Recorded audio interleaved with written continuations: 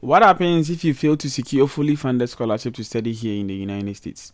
What happens if your CGPA is very low and you are wondering nothing can be done about it? What if I tell you something can actually be done about it? If you want to know how to go about it, just follow me to the end of this video. My name is Albert and I'm a graduate student assistant at Wayne State University. Do you know you can actually secure funds in a form of loan to study here in the United States without the need of a collateral or a guarantor, and they have flexible repayment terms? This loan can actually cater for your tuition, your living expenses, to the extent that you can even buy a car from this loan. Yes, you heard me right, a car. So if you want to know how to apply for this loan, let me take you over to my PC and let's all navigate the whole process together.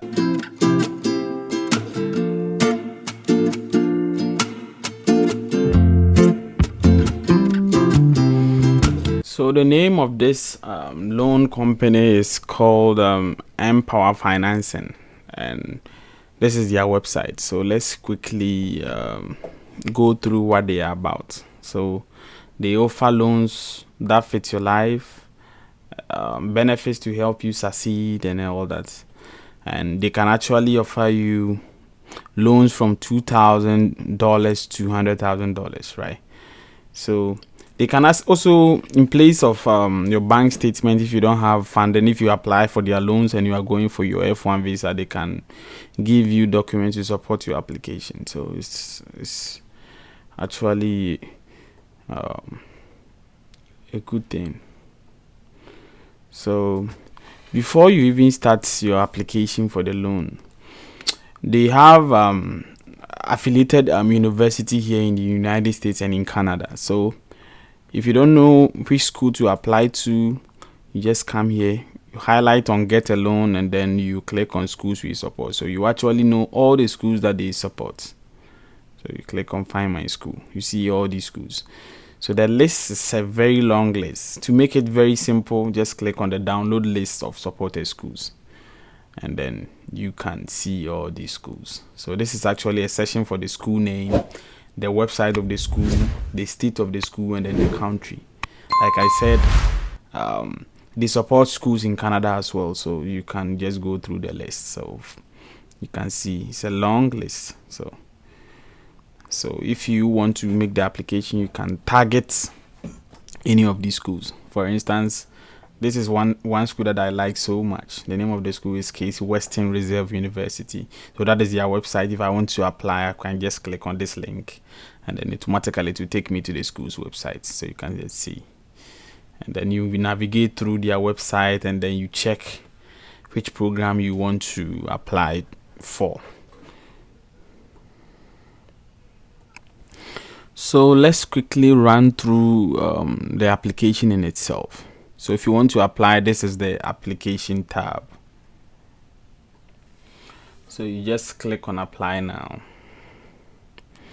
So your preferred name can be any name. You can even use your nickname, but I prefer you use a legal name. Let me see, that is my name. So this is where you have to input your correct name, the name in your passport. That is my legal first name. My legal first name is Albert. Second name is Benson, and my email is, then my email is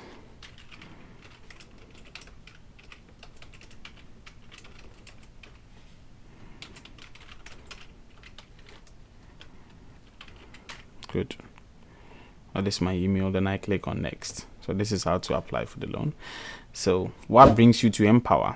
So it's a few questions. Just check, select what is applicable to you. If you've been accepted to a school but if not been enrolled, you just check that. Yeah, if already in a school, you can select this one, but then for the sake of this video, let me select this one and click on next, and then pick the school you will attend. That is the school that you gain admission to. So for the sake of this video, I'll select any of this any of these schools. Sorry. So let me use Michigan Tech University. That is the closest school. So what type of degree do you plan to receive? Good. One thing that I failed to tell you is that MPOWER can only support you for 2 years. It can only support you for 2 years. So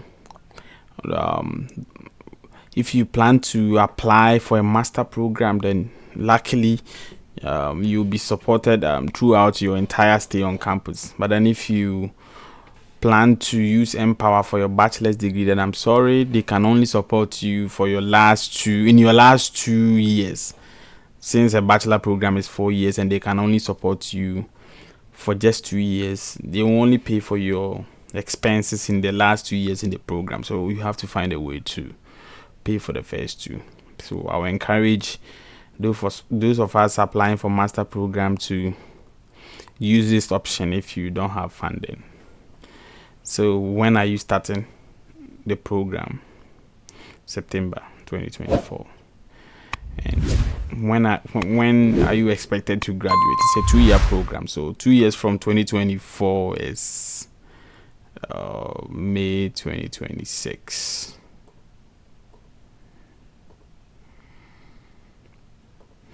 And you click on next.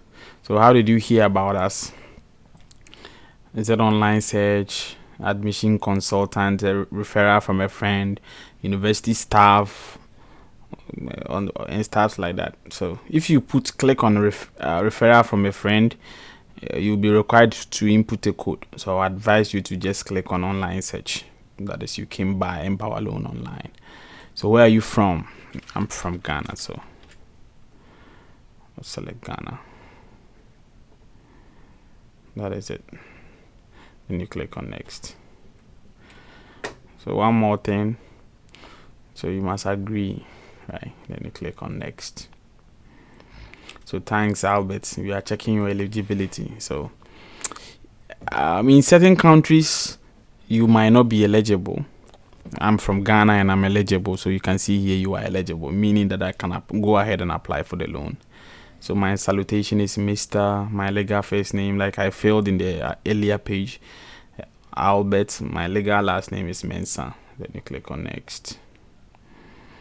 So that is my email. If you have any additional email, you input that. I don't have, so I'll click on next. What is your mobile number? So my mobile number, I don't really have a Ghana mobile number, but let me put something there. Do you want to be contacted using your WhatsApp number? Maybe yes, no. If you feel like you want them to contact you on WhatsApp, you can click on yes. If you don't want, in my opinion, I get a lot of messages, so I don't want. Then you check this box and then you input your date of birth.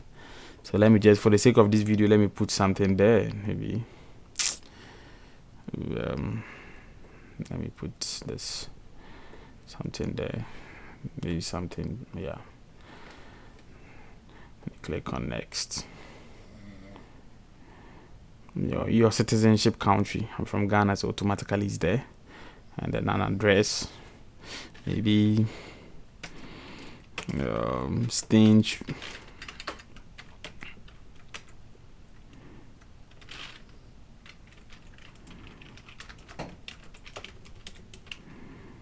Street, block 200. It can be anything. So city, maybe let me put Accra. That is a more familiar city in Africa. The country is obviously Ghana.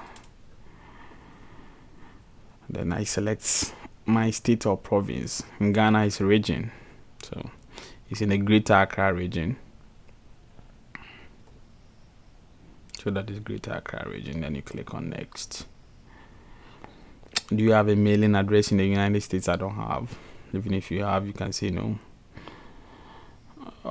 What's your immigration status in the United States? You are a non-citizen. You are not a permanent resident. You don't have a green card, so, and neither are you a citizen. So you just select non-citizen, and then you click on next. Do you already have visa to study in the United States? We don't have, so no. Do you have a social security number? We don't have, so no.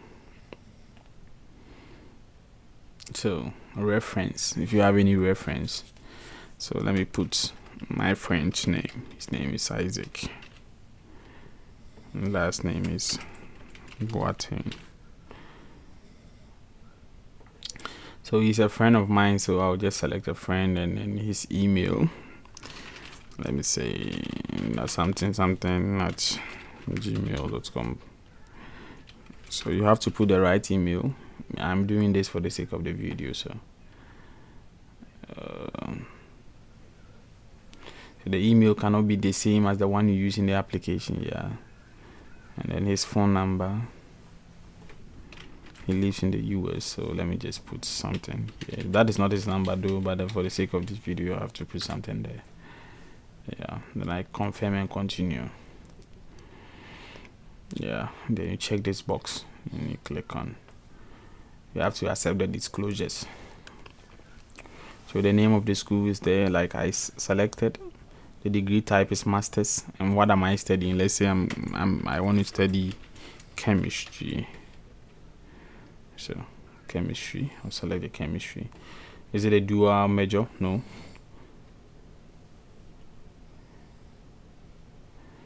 Is your major a STEM program? Yes. And click on next. So what's your program type? It's on campus. And then the expected graduation date, I already did that, so automatically it will be, this section will be filled for you, and then the start date. So you click on next. What grade level will you be in your upcoming term? So I will be a first year graduate student, so I'll click on next. And then what will be your enrollment status? So whether you are a full-time, as an international student you can only be a full-timer, so you just click on full-time. Have you studied or received a degree from another US university? No. Just click on next. Have you taken any standardized test score? I have. In my case I have, so I'll just select Duolingo and then I'll add the test score. So I haven't taken this one, but then if you've not taken any of them, you just check both. So I can add my test score. I remember on a scale of 160 I had 145 or 125. I don't really remember.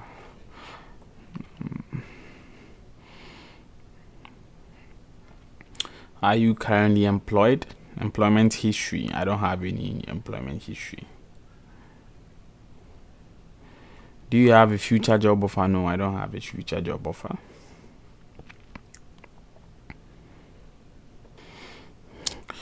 So this section is an essential part of this application. So they want to know your cost of attendance, right? So you can see what they've written here. The total estimated cost for 1 year, right? So 2 semesters make a year. So last semester, let's say in your first semester, if your tuition is 19,000, you multiply by 2. If it's 15,000, let's say a semester is 15,000. So let me say it's 30,000. That is for a year, right? So they want to know your cost of attendance, and then how much, enter your cost of living, how much you spend on your living expenses and all that in a year. So let's say I don't really spend much money, so let me just put $5,000 in a year. If you have any additional costs, maybe let's say 1,000. Health insurance is very expensive here. It's around $2,000. So that is my cost, my whole cost in a year. Yeah. So if you've been given any scholarship from the school, you input the amount here. Let's say you were given an 8,400 scholarship within a year. You save it, right? If you have a sponsor who is willing to support you small, you input the amount that he's willing to support you with. Let's say he wants to support you with $1,000 or something like that. And you have a personal savings of, let's say, 500. If you don't have anything, it's fine. You can leave this section blank. Yeah, then you click on next.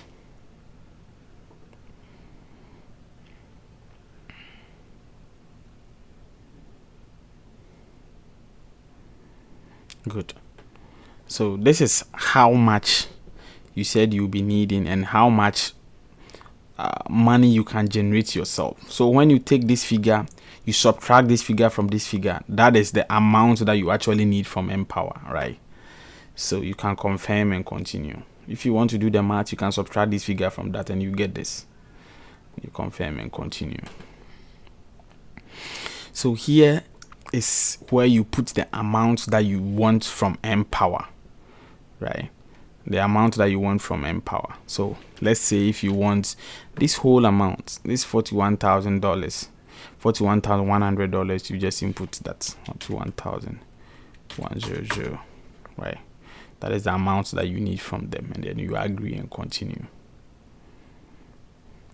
Do you have any debt? I don't have any debt. And you check all these. These are all disclosures you must accept before you can continue. And you click on next. Good. So this is basically everything that we just did. We've done our personal, we filled our personal info, education history, and where we've gotten admission to, our employment history, and how much money we need, right? If you want to make any changes, you just click on this edit. In my situation, I don't want to make any changes, so I'll just click on submit.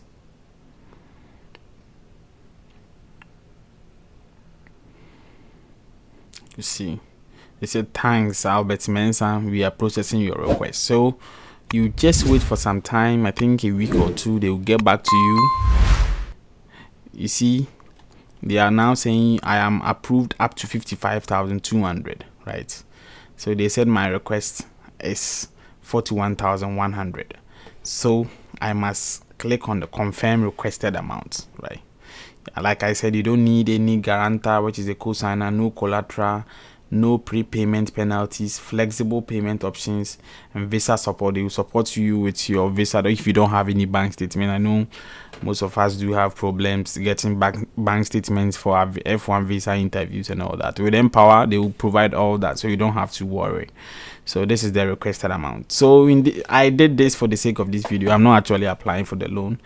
If I'm applying, I'll just click on confirm requested amount, but then I'm not applying.